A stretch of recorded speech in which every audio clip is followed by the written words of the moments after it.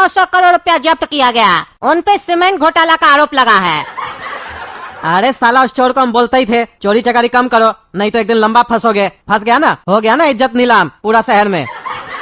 अरे रुकिए कद्दू जी, अभी मेरा पूरा बात खत्म नहीं हुआ है। पहले देखिए उनके घर में कैसे पैसा मिला है कार्टून भर के। ये तो बहुत पैसा है रे। देखे ना, इतना पैसा आप अपने जीवन में नहीं देखे होंगे। और टकला नेताजी के घर पे इतना पैसा छुपा हुआ था। अरे साला यही चोर चोर नेता लोग कद्दूपुर को बर्बाद किया हुआ है। इस लोग को तो जूता का माला पहनाना चाहिए। अरे चिंता मत कीजिए, कद्दूपुर की पब्लिक ने भले उनको जूता का माला नहीं पहनाया है, लेकिन जूतों से मार मार के उनका बुरा हाल कर दिया है। जब केबीआई उनको पकड़ के ले जा रही थी उनके घर से। ये तो शुक्र है केबीआई वाले लोग का, जिन्होंने पब्लिक को रोक दिया, नहीं तो टकला नेताजी आज जिंदा नहीं होते। क्या मार खाया टकला? तब तो जाके देखना पड़ेगा, थोड़ा जला पे नमक छिड़कना पड़ेगा, क्योंकि मेरे घर में भी कुछ होता है तो वो तुरंत उछल के आ जाता है। अब हम जाएंगे और काला कद्दू को भी ले जाएंगे, उससे भी जलता है ना वो, उसको भी ले जाएंगे, फिर बढ़िया से मिल के हम लोग नमक छिड़केंगे। ठीक है, नमक छिड़किएगा, हम भी बाद में छिड़कने जाएंगे। तो चलिए तब तक पगला आप लोग से अलविदा लेता है, फिर मिलेंगे एक बढ़िया न्यूज के साथ। इसीलिए पगला न्यूज देखते रहिए जब तक आप पगला नहीं हो जाइए। अरे टकला, तुम्हारे बारे में न्यूज पे सुने, इतना चोट कैसे लग गया तुमको? तुम यहाँ पूछने आए हो कि हमको चिढ़ाने आए हो? अरे नहीं टकला, हम तो यहाँ तुमसे पूछने आए हैं। हम तुम्हारा पड़ोसी है, पड़ोसी का धर्म निभाने आए हैं हम। एक पड़ोसी को कुछ हो जाए तो दूसरा पड़ोसी कैसे शांति से बैठ सकता है? अरे जहाँ से भी सुने हो तो वहाँ से तो पता चला होगा ना क्या हुआ मेरे साथ, तो फिर हमसे अनजान बन के क्या पूछ रहे हो? अरे नहीं टकला, हम तुम्हारा मुंह से भी सुनना चाहते थे, क्या वो बात सही है? क्योंकि न्यूज वाला लोग तो कुछ भी दिखा देता है। हम न्यूज पे सुने थे कि तुम्हारे घर से 950 करोड़ रुपया मिला है, तुम घोटाला किए थे सीमेंट में।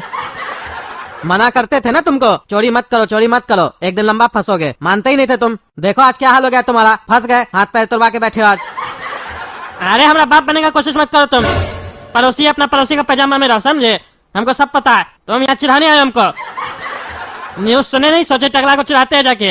हाँ, तो हमको ऑफिसर साहब ने कैसे दिया अंदर? हमसे तो अभी किसी को भी मिलना मना है।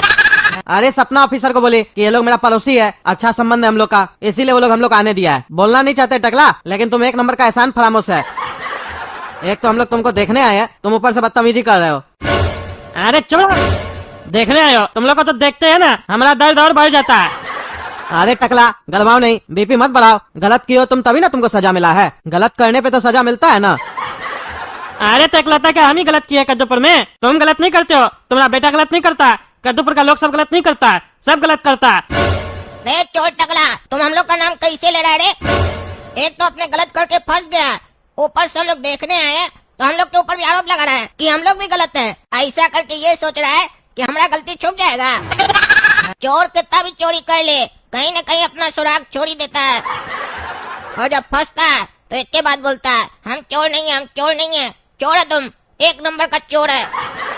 अभी तक तो हम ही तुमको बोलते थे ना कि तुम चोर है, अब देखो पूरा कद्दूवासी तुमको बोल रहा है कि तुम चोर है। अरे ज्यादा हमको अपने आप को शरीफ मत दिखा, सब चोरी करता है, तुम्हारा बाप भी चोरी करता है। बस अंतर इतना है कि सब अपने औकात के हिसाब से चोरी करता है, जिसको मौका मिलता है वो चोरी करता ही है। तुम 10 रुपया चोरी करता है, तुम्हारा बाप 100 रुपया चोरी करता है, और हम 1000 करते हैं। बस अंतर इतना ही है, चोरी लेकिन सब करता है। बस इस दुनिया का तरीका ही बहुत निराला है, जो पकड़ा जाता है वही चोर कहलाता है, और बाकी चोर सामने में बैठ के जजमेंट देता है कि हाँ ये चोर है, जबकि खुद भी चोर है। सोच कर देखो, तुम्हारा बाप अगर मेरी जगह होता तो हम तो 950 करोड़ चोरी किए थे, ये तो 9.5 लाख करोड़ रुपया चोरी करता। रे पागल रे, उल्टा सीधा आरोप नहीं लगाएगा, हम तुमको चोर दिखते हैं? पब्लिक का जूता खाया उसके बाद भी समझ में नहीं आ रहा है। अरे चोर तो हम भी नहीं दिखते हैं, घोटाला तो किए ना, तुम भी चोर है। रे पागल टकला, हमको और हमारे बाबूजी को चोर नहीं बोलेगा, तुम है पैदाइशी चोर। तुम जब पैदा हुआ होगा ना तभी ऐसे चोरी करना सीखा होगा, काहे कि चोर का बच्चा है ना तुम। अरे चुप रहो तुम, हमको चोर नहीं बोलेगा, हम कोई पैदाइशी चोर नहीं है, तुम लोग जैसा लोग हमको चोर बनाया है। तुमको पता है जब हम कॉलेज में थे तब अपना बाप के खिलाफ हम प्रोटेस्ट किए थे कि हमारा बाप चोरी करता है, तब हमारा बाप नेता था, उस पे घोटाला का आरोप हम लगाए थे, और उसी के बाद हमारा बाप का बहुत इज्जत खराब हुआ था, नाम खराब हुआ था, इज्जत डूब गया उनका कुर्सी चला गया, बाद में वो कुर्सी हमको मिला। लेकिन तुमको पता है जो इतना सच्चा कार्टून था, जो अपना बाप के खिलाफ खड़ा हो गया, बाप को भी नहीं छोड़ा, वो आखिर चोरी क्यों किया? तुम लोग की वजह से। तुम जैसा कार्टून जात लोग हमको चोर बनाया। तुमको पता है जब हम अपना बाप के खिलाफ खड़े हुए थे तो मेरा दोस्त, मेरा कॉलेज का जितना भी बच्चा था सब मेरे साथ था, टीचर से लेकर प्रिंसिपल सब मेरे साथ खड़ा था। लेकिन वो कहावत तो सुने होगे ना, अच्छा करने वाले के साथ कभी अच्छा नहीं होता है। क्यों, क्या हुआ था तुम्हारे साथ? अरे हमारे साथ क्या हुआ था वो बताने से पहले ये सुनो, हमारा बाप हमको एक सीख दिया था। बस उसी दिन से हमको समझ में आ गया कि इस दुनिया में ईमानदारी से कुछ नहीं होता। यहाँ वही जीतता है जिसके पास पावर होता है, और जो पकड़ाता नहीं है कभी, वही हमेशा महान कहलाता है। वही अपना फिल्म बनाता है, अपने आप को महान साबित करता है, अपने नाम से मैगजीन किताब बनाता है, न्यूज़पेपर में अपना आर्टिकल देता है, न्यूज चैनल पे भी अपने बारे में तारीफ करवाता है, और जो उसके खिलाफ बोलता है उसको बंस कर देता है। ये होता है पावर। उस दिन हमको पता चला नेता का पावर क्या होता है। अरे तो मेन बात बताओ ना, तुम्हारा बाप सीख क्या दिया तुमको, जिसकी वजह से तुम ईमानदारी से चोरी का रास्ता अपना लिए? मेरा बाप बोला इस दुनिया को समझना बहुत कठिन है। उदाहरण के लिए तुम अपने घर को दुनिया समझो। अगर तुम अपने घर के किसी एक व्यक्ति पे आरोप लगाओगे और वो आरोप अगर सच्चा होगा तो सारा व्यक्ति तुम्हारा साथ देगा और उसको कोसेगा, और वही आरोप अगर तुम पूरे परिवार पे लगाओगे और वो आरोप सच्चा भी होगा तब वही साथ देने वाला लोग तुमको कोसेगा, तुमको गाली देगा, तुमको मारेगा, तुमको घर से बेदखल कर देगा। तुमको पता है ऐसा क्यों होता है? क्योंकि बहुमत में शक्ति होती है और लोगों को दूसरे का सच सुनना अच्छा लगता है, अपना नहीं। जहाँ 100 लोग चोरी कर रहा हो, एक चौकीदार चिल्ला रहा हो तो उससे कोई फर्क नहीं पड़ता, फिर वो चौकीदार चौकी लगा के सो जाता है कि चिल्लाने से कोई फायदा ही नहीं होता है। और वहीं अगर एक चोरी कर रहा हो 100 चिल्ला रहा हो तो वहाँ फर्क पड़ता है। देखो चोरी तो दोनों तरफ हो रही थी, लेकिन फर्क कब पड़ा? जब एक साइड बहुमत था। वो लोग इसलिए नहीं चिल्लाता है कि चोरी हो रही थी, वो लोग इसलिए चिल्लाता है कि हम लोग नहीं कर पाए, ये कैसे कर लिया। उसी दिन हमको समझ में आया कि ईमानदार बनने से अच्छा है कि चोर बने। अच्छा तुम्हारे साथ हुआ क्या, ये तो बताओ, भाषण दे रहे हो?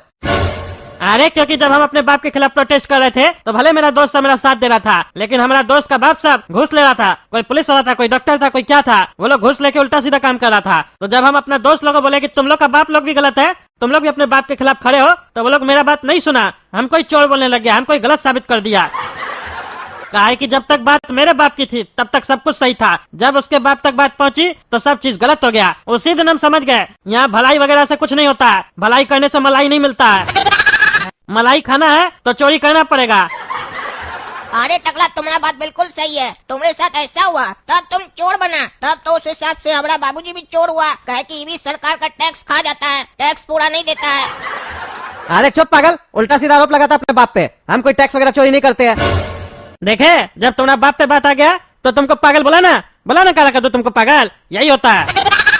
जब तक बात मेरे ऊपर था तब तक लाया था तुमको हमको चिढ़ाने के लिए। हर कोई एक्सेप्ट नहीं कर पाता अपना गलती को, हम कह लेते हैं।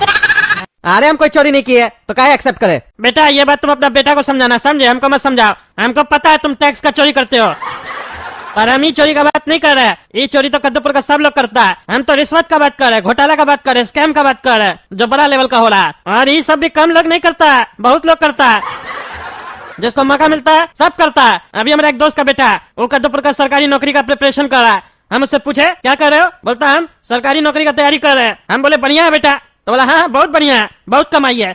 हम बोले कितना सैलरी मिलेगा, तो बोलता है सैलरी से क्या करना है चाचा, सैलरी से घर थोड़ी ना चलता है, कद्दूपुर का सरकार सैलरी देता ही कितना है। तो हम बोले तो फिर काय कर रहे प्रिपरेशन, कहता है चाचा टेबल के नीचे से घूस लेंगे ना, सरकारी नौकरी तो इसीलिए किया जाता है।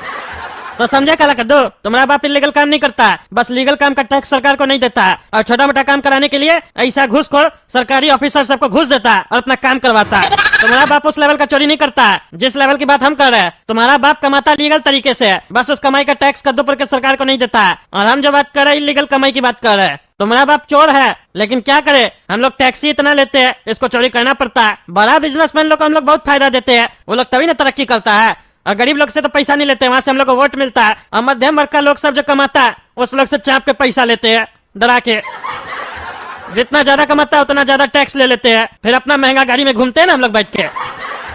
अगर देखा जाए 100 रुपया कोई कमाता है अपना मेहनत से, अपना रिस्क पे, हम लोग का रिस्क भी नहीं होता है सरकार का, तो उसमें से 50 रुपया हम लोग ले लेते हैं, नाम रखते टैक्स, होता पार्टनरशिप है, समझे? लेकिन नुकसान अगर उसको हुआ तो हम लोग पार्टनर नहीं होते हैं, तब हम लोग पीछे हट जाते हैं।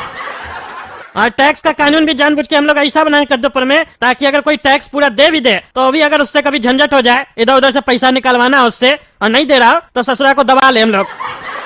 बोले तुम ये गलती किया, वो गलती किया, ये कागज नहीं लगाया, वो कागज नहीं लगाया, दबोच ले। और फिर पब्लिक तो होता ही है ना गधा तुम लोग जैसा, न्यूज देखेगा कुछ, न्यूज में तो उल्टा सीधा दिखाता ही है, एकदम भारी आवाज करके। तुम लोग बोलेगा हाँ चोरी किया, पकड़ा गया। ये नहीं देखा ईमानदार आदमी था, उसको फंसा दिया। और देखेगा भी कैसे, तुम्हारा घर में जब चोरी करता है वो तो दिखाई नहीं देता, बाहर के क्या दिखाई देगा। अरे टकला आज तुमने आँख खोल दिया, ये सब होता है कद्दूपुर में, ये तो हमको पता ही नहीं था। अच्छा टकला एक बात बताओ, तुम बोला कॉलेज में तुम पढ़ता था, लेकिन तुम तो 4 क्लास पास है ना।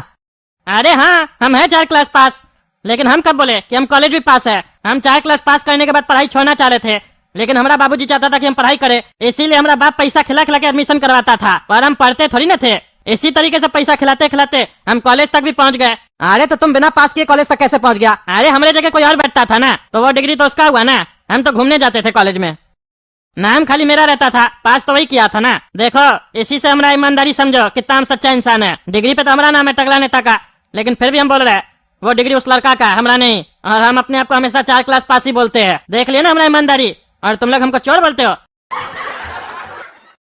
हाँ तो कैसा है तब ये टकला नेताजी? सुने हैं जूता खाया पब्लिक से बहुत।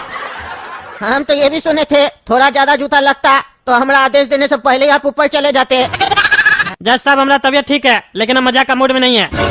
मजाक? मजाक से याद आया, आप लोग पब्लिक से बहुत मजाक करते हैं, वोट मांगते हैं, वादा करते हैं, ये खुद में एक मजाक होता है। और उसके बाद जब वादा पूरा नहीं करते हैं, पब्लिक पूछता है तो कहते हैं हम मजाक किए थे। कैदूपुर के सीमेंट घोटाला में तुम फंसा है ना, रोड भी बनाते हो उसमें भी मजाक करते हो।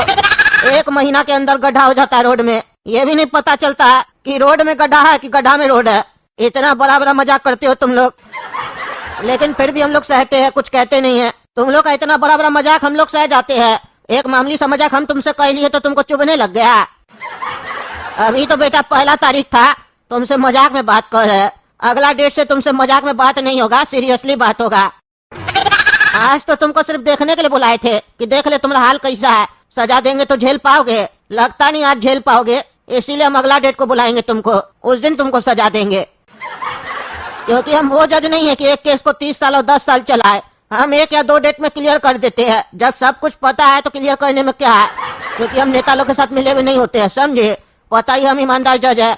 अगला डेट को फैसला हो जाएगा तुम्हारा, ठीक है? जाओ, अगला डेट अगला सोमवार को है आना, और सजा सुनाएंगे। उसके बाद जहाँ तुमको हम भेजेंगे वहाँ चले जाना। तो दोस्तों, अगला डेट को पता चलेगा टकला को क्या सजा मिलेगा। आप लोग कमेंट करके बताइए हम क्या सजा दे इसको, समझे? जैसा बोलिएगा फिर लगेगा हमको कि हाँ आप लोग सही बोल रहे हैं, सजा देना चाहिए वैसा, तो दे देंगे।